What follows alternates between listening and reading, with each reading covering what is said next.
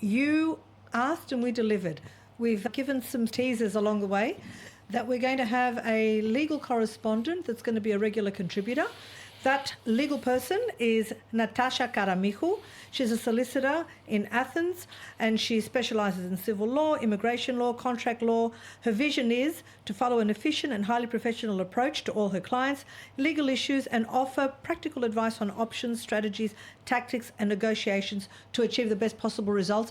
And we all know it's always better to have a person, local, on the ground that knows the laws, that can go to the offices and knows what they're talking about. Welcome, Natasha Karamihou, to the Greek Policy and to our segment today. Thank you for inviting me. Thank you for the opportunity to address the Greek community abroad. I wish you all the success in the world. Thank you. Thank you much. Excited for this journey. Yours is going to be a very popular segment because we've had lots of people saying, ask this, ask that. So why don't you tell us quickly in a nutshell some of the challenges that people abroad face when they deal with legal issues in Greece, some of the obstacles and how they can navigate through that. Okay. Through my experience so far, because I have been working with Greeks abroad a lot, the major challenges are mostly on κτηματολόγιο, land registry, as we say in Greece, wills and how we deal with the wills. Do we accept them? Do we renounce them? Do we contest them? So all these procedures are, I think, very challenging when somebody needs to face those. Definitely the recognition of law acts abroad, like, for example, a divorce through a court act in Australia, for example. And how do we declare this divorce, this court act under the Greek law? I think that these are the major challenges that I have been going through when working with Greeks abroad. How about dual citizenship? Is that that's a big one? Is that a hot one? Yes, citizenship is also a very tricky part. It is also very challenging. What I would say just from the beginning is that each case is different. Mm-hmm. So we cannot just somehow summarize and say that this is the procedure for everyone who needs to get a Greek citizenship. It depends a lot on where somebody was born, if his or her parents were Greek, where his or her parents were actually born. So yes, this is a challenging, this is a tricky part. Each case is different. We need to go through each case with a certain way.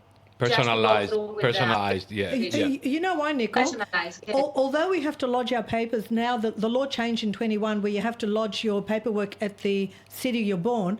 I've come across situations where friends have said, well, they can't get citizenship because their parents didn't lodge their marriage in Greece. Yeah, very common. Then there's nothing you can do here. For example, it is true. It is true. Yeah. For example, we have been facing this kind of discrepancies because all of life acts need to be declared. Birth acts, marriage acts, divorce acts, birth of children acts. Everything needs to be registered under the Greek law.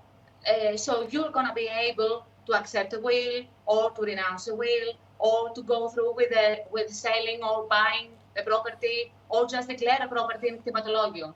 Mm-hmm. And you deal with a lot of overseas clients, so you've got that experience with dealing abroad. Yeah, which is... It is true. Yes, it is true. I have been working with Greeks abroad and I have been facing all these kind of legal discrepancies, issues, challenges. So what we want to do is have a 5-minute segment, as we've introduced. Every podcast, Natasha will be receiving questions. At this point, I just want to say that what Natasha is going to be doing on each segment is not giving legal advice, but legal direction. The legal advice you'll be given when you contact her personally via us. You can email us on thegreekpolicy@gmail.com or in our social media private message. We will pass Natasha's details on to you. Or through our website. So essentially, it's just giving you that guidance so you have a starting point and then you can contact her and she'll look after you as your specific needs require. Okay, and what other topics are very hot at the moment, you think, Natasha? We said about the wills, divorces, dual citizenship. The citizenship, definitely. Yeah. Setting up a business, okay. This would be also a very interesting topic. we can analyze this topic as well. It also depends on the business you want to operate under the Greek law. But definitely, this is one very interesting topic that we can analyze, of course, definitely. I've got an idea, because a day ago my mother-in-law called me and said, «Ήρθαν τα χαρτιά του Σάβα να πάει φαντάρος». Oh, yes. So that's another topic. Tour of duty, yes. So, yeah, what we're doing while we're living abroad, because I was born in Athens, Yes. been raised Doesn't in Australia. have to be born in Athens. My son was born here, and he could be called to duty because he's getting his citizenship now. Yeah, So if he there we stays, go. so there's all those other things of how to, navigate through that. So we've got a lot to talk about.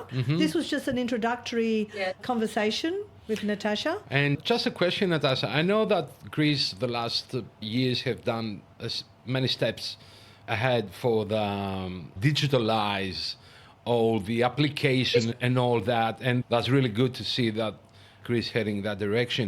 But I don't think that you're 100% sorted out by this digitalized version of bureaucracy. And do you think that a solicitor or advisor or legal advisor is necessary and essential in these cases to go ahead with the digital applications and all that? The answer is it depends, because it is true that bureaucracy has gone digital, okay, as we say. But still it is. It's not like yes, it is. It's not like you avoid bureaucracy, but you just digitalize bureaucracy. Okay. You manage So it differently. in some cases, it's very easy for you to file for an application, and this can be done through a website, definitely, online, which is very nice, which is good. But in some other cases, for example, in climatology cases, or to get an appointment with the registrar here in Greece, it becomes more tricky. I'm not sure if a lawyer is one that is really needed to go through with this online, let's say, difficulties, but definitely somebody local, somebody in Greece can facilitate this process very much. A lawyer is always necessary, but we deal with digitalized bureaucracy as everybody else. Okay, but look, if I have to choose between the digital bureaucracy and the analog bureaucracy, I'll go with analog. You can't argue with a computer, I need someone to argue with. Right, yeah. So It's better to resolve your issues in person, definitely. We just want to say that Natasha currently is on holidays in paradise on a beautiful Yeah, island. a small paradise, Christine. A small paradise. I'm a very low-key girl when it comes to my holidays, and we've taken up your time today, and we thank you for that.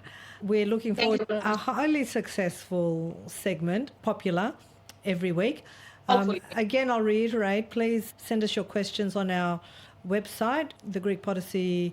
And anyway, you know how to contact us. You follow us. Just follow us on our social media. Send us a private message. We'll put you in contact with Natasha. Thank you so much. Natasha, thank you very much for being part of this. We love talking to you. Enjoy the rest of your holiday, and we'll see you on the next podcast. Thank you. Thank you. Thank you for being on board the Podyssey. Thank you. Thank you. Bye. Bye.